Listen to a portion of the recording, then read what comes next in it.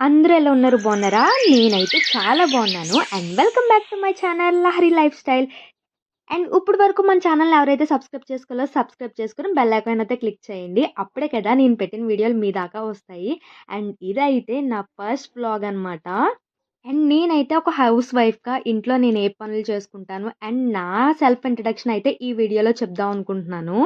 ఇంక లేటెందుకు మరి వెంటనే వీడియోలోకైతే వెళ్ళిపోదామా? నా మార్నింగ్ అయితే చాలా హరీబరీగా స్టార్ట్ అవుద్ది. ఎందుకంటే మా రిత్విని 8 కల్లా స్కూల్‌కైతే పంపించేయాలి. సో, ఫస్ట్ అయితే దాన్ని లేపేసి, స్నానం చేయింపించి, టిఫిన్ అయితే పెట్టేసి స్కూల్‌కైతే పంపించేశాను. నెక్స్ట్ మా చిన్న పాప కూడా టిఫిన్ ఫీడ్ చేసి, స్నానం చేసి పడుకోబెట్టేశాననమాట. ఇది నా సెల్ఫ్ టైమ్ అనమాట. ఈ టైంలోనే నేనేదైనా కేర్ తీసుకోవాలన్నా అండ్ ఫ్రెష్ అప్ అయ్యి టిఫిన్ కంప్లీట్ చేయాలన్నా ఇదే నాకు టైం అనమాట. అండ్ మా ఈక్షిత ఈలోపు లెగిసిపోయింది అండ్ కుకింగ్ కూడా చేయాలి. లేసిపోయింది. హాయ్ హాయ్ చెప్పు.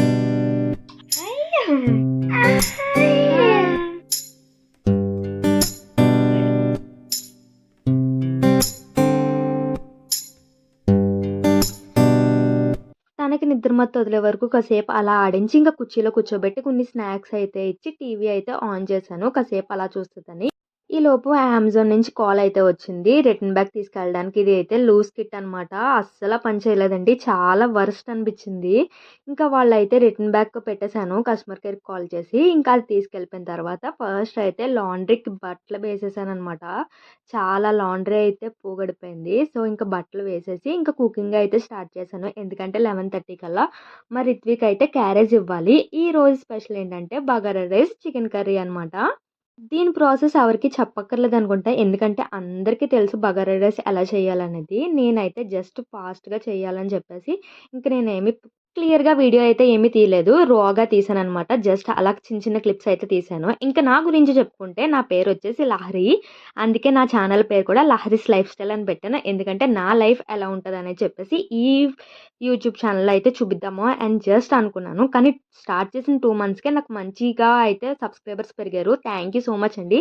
నన్ను ఎవరైతే సపోర్ట్ చేసి నా ఛానల్ సబ్స్క్రైబ్ చేసుకున్నారో థ్యాంక్ యూ సో మచ్. ఇక ముందు కూడా నా ఛానల్ ఇలాగే మంచిగా సపోర్ట్ చేసి సబ్స్క్రైబ్ చేసుకొని అండ్ నా ఛానల్ వీడియోస్‌లో మంచిగా సపోర్ట్ చేస్తారని అనుకుంటున్నాను.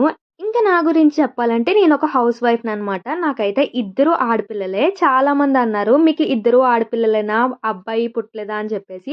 అండ్ రీసెంట్‌గా లైవ్ పెట్టినప్పుడు కూడా నన్ను ఒకళ్ళు అన్నారనమాట.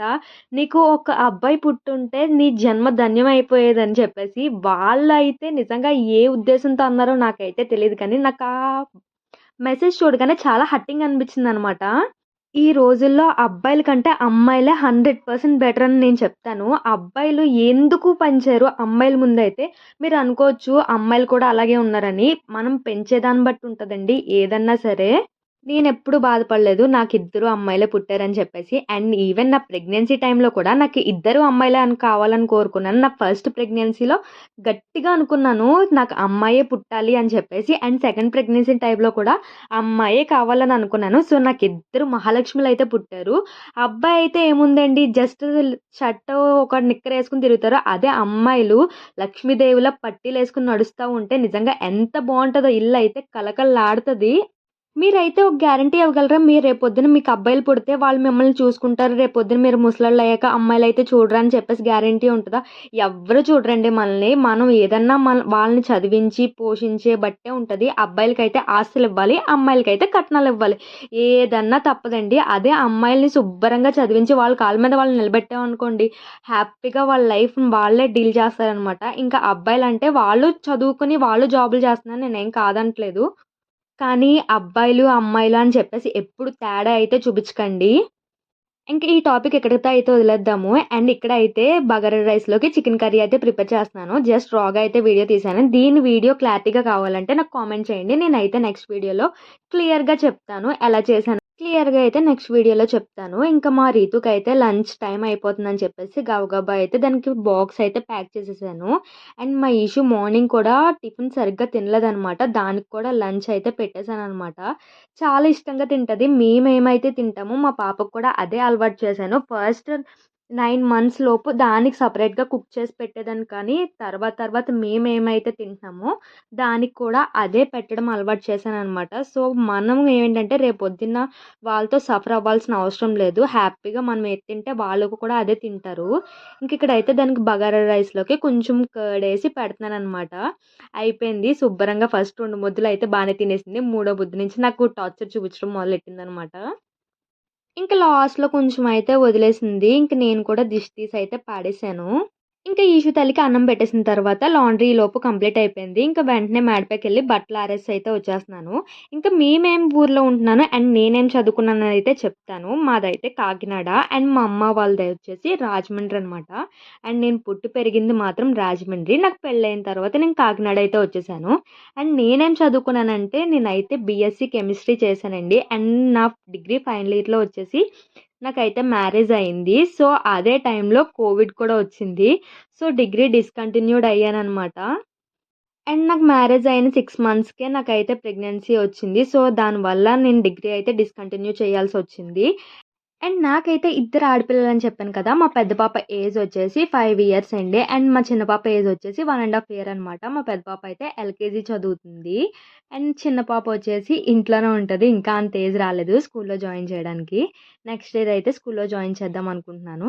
నేనైతే నా యూట్యూబ్ ఛానల్ స్టార్ట్ చేసి 4 ఇయర్స్ అవుతుంది. నేను ఈ ఛానల్ ఫస్ట్ స్టార్ట్ చేశాను. అండ్ లా దీని తర్వాత దీంట్లో సక్సెస్ రాలేదని చెప్పేసి ఇంకో ఛానల్ క్రియేట్ చేశాను. లహరి వెంకట్ వ్లాగ్స్ అని. రీసెంట్‌గా దాని నేమ్ కూడా చేంజ్ చేసి చూసాను. ఏమన్నా క్లిక్ అవుతదేమో అని చెప్పేసి. అస్సలు క్లిక్ అవ్వలేదు. ఆ ఛానల్ అయితే అలాగే వదిలేసి ఫస్ట్ ఏదైతే క్రియేట్ చేశానో దాంట్లోనే ఈ వీడియోస్ మళ్ళీ చిన్నగా అప్‌లోడ్ చేయడం మొదలెట్టాననమాట. సో, నాకు 2 మంత్స్‌లోనే ఇంచుమించు 700 సబ్స్క్రైబర్స్ అయితే పెరిగారు. నాకైతే అప్పుడు కొంచెం హోప్ కలిగిందనమాట. నా యూట్యూబ్ ఛానల్ కూడా కొంచెం సక్సెస్ అవుతదని చెప్పేసి. నాకంటే వెనకాల పెట్టిన ఛానల్స్ అన్నీ క్లిక్ అయ్యి వాళ్ళకైతే రెవెన్యూ జనరేట్ అయింది కానీ నాది మాత్రం తాబేలులాగా ఎళ్తానే ఉంది. ఎప్పుడు సక్సెస్ అవుతదో నాకైతే తెలీదు కానీ, కొంచెం హోప్ అయితే వచ్చింది. నా ఛానల్ కూడా చూస్తున్నారు. నా ఛానల్ కూడా కొంచెం సక్సెస్ వస్తది అని చెప్పేసి, మేడ పైన బట్టలారేసి కిందకైతే వచ్చేసాను. నాకైతే ఆకలేస్తుందని చెప్పేసి అన్నం తింటున్నాననమాట. మా ఇషుతల్ని పడుకోబెడదామని చూసాను కానీ అది పడుకోవట్లేదు. ఆకలేసి నేనైతే అన్నం తినడానికొచ్చాను. ప్రతి ఇంట్లో ఇదొక ఆనవాయితీలా జరుగుతది కదండీ! మనం ఎప్పుడైతే అన్నం తింటామో పిల్లలు అలా ఏడుస్తానే ఉంటారు. ఏడ్చి దోక్కు తెచ్చుకుంటుందనమాట మా ఈక్షిత. తిన్న అన్నం పక్కన పెట్టేసి ఫస్ట్ అయితే దాన్ని వెళ్ళి పడుకోబెట్టేసాను. అప్పుడన్నా ప్రశాంతంగా తినొచ్చు కదా! అని చెప్పేసి.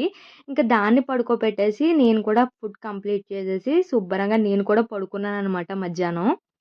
మా ఈషితలతో పాటు నేను కూడా మధ్యాహ్నం మంచిగా పడుకొని ఈవినింగ్ లేసైతే ఆమ్లా బైట్స్ చేసుకున్నాను. చాలామంది అడిగారు, "మీ హెయిర్ చాలా థిక్‌గా ఉంది. ఏం యూజ్ చేస్తారని?" మన హెయిర్ బయట నుంచి ఎంత కేర్ తీసుకుంటామో ఇన్నర్ నుంచి కూడా అంతే కేర్ తీసుకోవాలి. అప్పుడే నేను ఈ ఆమ్లా బైట్స్ అనేవి స్టార్ట్ చేశాననమాట. మీరు కూడా ట్రై చేయండి. రిజల్ట్ అయితే మంచిగా ఉంటది.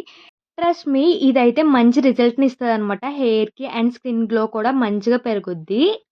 ఇప్పుడు వరకు నా ఛానెల్‌ని సపోర్ట్ చేసి సబ్స్క్రైబ్ చేసుకున్న వాళ్ళకి అందరికీ థ్యాంక్ యూ సో మచ్.